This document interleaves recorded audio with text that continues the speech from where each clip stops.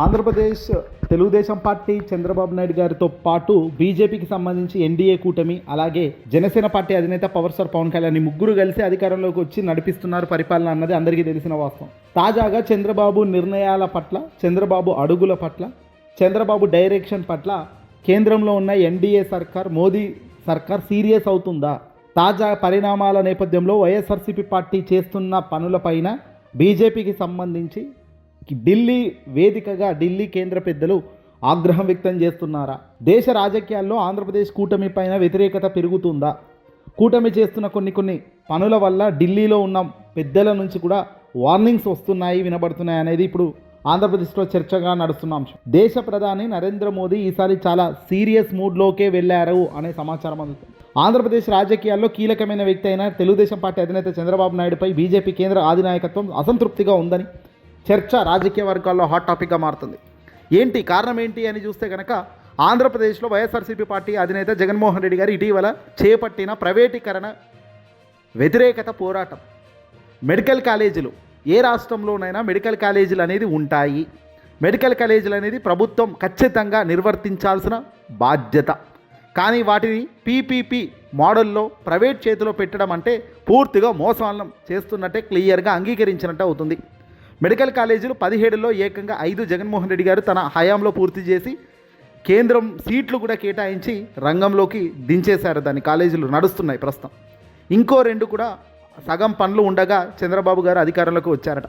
అయితే మిగిలిన మెడికల్ కాలేజీలు, ఇంకో 10 మెడికల్ కాలేజీలు కనుక చంద్రబాబు తన 5 ఏళ్ళు 2024 నుంచి 29 మధ్య కాలంలో కనుక పూర్తి చేయగలిగితే అంతకు మించిన మైలేజ్ మరొకటి ఉంటుందా? అనవసరంగా గిచ్చి వేలు పెట్టుకోవడం కాదా అనేదే ఇప్పుడు ఢిల్లీలోని కేంద్ర పెద్దల నుంచి కూడా వస్తున్న వార్నింగ్ బెల్స్. మెడికల్ కాలేజీలను ప్రైవేటీకరణ చేసి ప్రైవేట్ చేతిలో మెడికల్ కాలేజీలను పెట్టి 33 ఏళ్ల పాటు లీజ్ అంటే దాదాపుగా 1,50,000 నుండి 2 లక్షల కోట్లు ఆవిరైపోతున్నాయి. ప్రభుత్వానికి రావాల్సిన సొమ్ము ఇదంతా.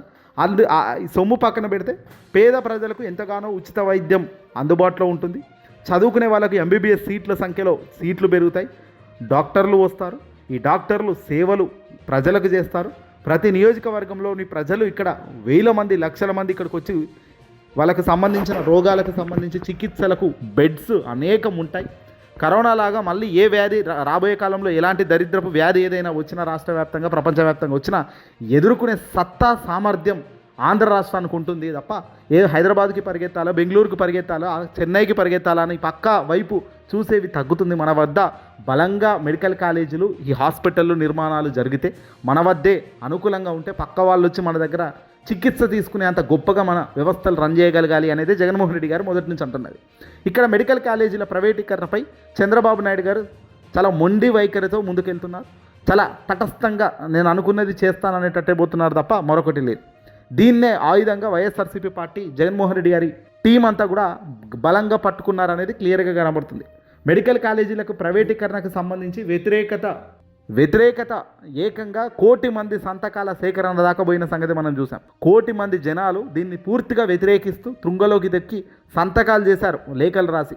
ఆ లేఖలు, ఆ కాపీలను 1,000,000 మంది సంతకాలు చేసిన డేటాను మొత్తం కూడా గవర్నర్ చేతిలో పెట్టేశారు జగన్మోహన్ రెడ్డి గారు.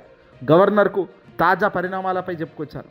ఇదంతా కూడా పెద్ద ఎత్తున వైరల్ అవుతుంది. ఇదంతా పెద్ద ఎత్తున ఇప్పుడు రాజకీయ అంశం మాట్లాడు చర్చలు జరుగుతున్నాయి.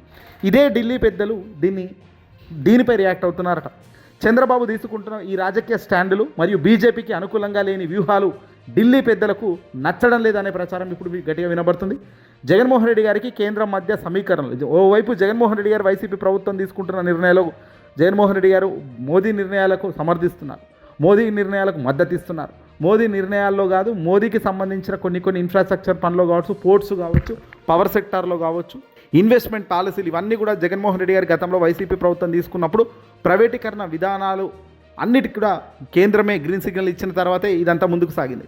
మరి అలాంటి కేంద్రం ఉన్న ఈ కూటమియే ఇలాంటివి చేస్తున్నప్పుడు కేంద్రం నుంచి స్పందించకపోతే మైలేజ్ దెబ్బతింటుంది. రాబోయే ఎన్నికల్లో మళ్ళీ మాట్లాడడానికి వీలుగా ఉండదు. కాబట్టి ఎన్డీఏ దీన్ని తీవ్రంగా వ్యతిరేకిస్తున్నట్టే తెలుస్తుంది. చంద్రబాబు మాత్రం అసలు పట్టించుకోవడం లేదు. ఏదేమైనప్పటికీ కూడా ఖచ్చితంగా టెండర్లను పిలుస్తాను, ప్రక్రియ ముంగదికి తీసుకెళ్తాను, ప్రైవేట్ చేతిలోనే పెడతాను అనేటట్టుగా తాను ముందుకెళ్తున్నారు. కానీ జగన్మోహన్ రెడ్డి గారు ఇంత పెద్దగా దీని మీద యుద్ధం చేస్తున్నప్పటికీ, ఈ మెడికల్ కాలేజ్ ప్రైవేటీకరణపై అంశాలపై తాను గలమెత్తి గట్టిగా మాట్లాడుతున్నప్పటికీ దీన్ని తిప్పికొట్టే కార్యక్రమం కానీ, కాదు జగన్ చెప్పింది తప్పు ఇది నిజం అని ఏదైనా ఇంకో తన వర్షన్ ఏదైనా ఉంది అని ఏదైనా చూద్దాం అనుకుంటే కూడా ఏ వర్షన్ కూడా చెప్పే ధైర్యం చెప్పే సాహసం ఆపోజిట్లో ఉన్న ఏ పార్టీలు చేయడం లేదు. అది పవన్ కళ్యాణ్కి సంబంధించిన పార్టీ జనసేన కావచ్చు, ఎన్డీఏ బీజేపీ పార్టీ కావచ్చు, టీడీపీ పార్టీ కావచ్చు. మరి ఎందుకు చేయడం లేదు? వాస్తవంగా పీపీపీ మోడలే చాలా అద్భుతం, చాలా గొప్పది. అయితే మీరు ఎందుకు బలంగా మాట్లాడలేకపోతున్నారు, డిఫెన్స్ చేసుకోలేకపోతున్నారు? వైఎస్ఆర్సీపీ వాళ్ళు, జగన్మోహన్ రెడ్డి గారు వాళ్ళు చెప్తున్న వాటికి వెయిట్ ఉంది కాబట్టేనా మీరు సైలెంట్ ఉంటున్నారు అన్న అనుమానం సామాన్యుడికి వచ్చేలా మీరు ప్రవర్తిస్తున్న తీరు కనబడుతుంది కదా. ఇది వెరసి రాబోయే రోజుల్లో ఇది మీకే చేదు కదా, మీకే గుదిబంద అయి కూర్చుంటుంది కదా. 1 కోటి మంది సంతకాలు అంటే మామూలు విషయం కాదు కదా. 1 కోటి మంది వాళ్ళ వ్యక్తిగత ఫోన్ నెంబర్లు ఇచ్చి సంతకాలు చేశారు, పేర్లు రాసి ఆయా లేఖలు. అంటే దాని అర్థం ఏమిటి?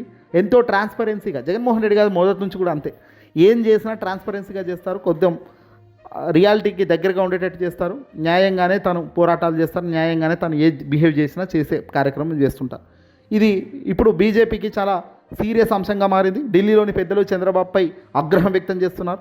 దీనిపై ఏదో ఒక డిసిషన్ తీసుకోవాల్సిన అవసరం, ప్రెషర్ ఇప్పుడు చంద్రబాబు టీడీపీ పైన ఉన్నట్టు సమాచారం. మరి దీన్ని చంద్రబాబు సమర్థవంతంగా వెనక్కి తీసుకొని తాను తీసుకున్న నిర్ణయం తప్పని తాను ఒప్పుకోగలిగితే చాలా గొప్ప విషయం అవుతుంది. కానీ అలా చేయనప్పుడు, అలా చూపించాల్సిన అవసరం లేదు అనుకుని మొండిగా పోతే మాత్రం ఇబ్బంది పాలు కాక తప్పని పరిస్థితి రాబోయే కాలంలో ఖచ్చితంగా ఉంటుందనేది రాజకీయ విశ్లేషకులు చెప్తున్నమాట.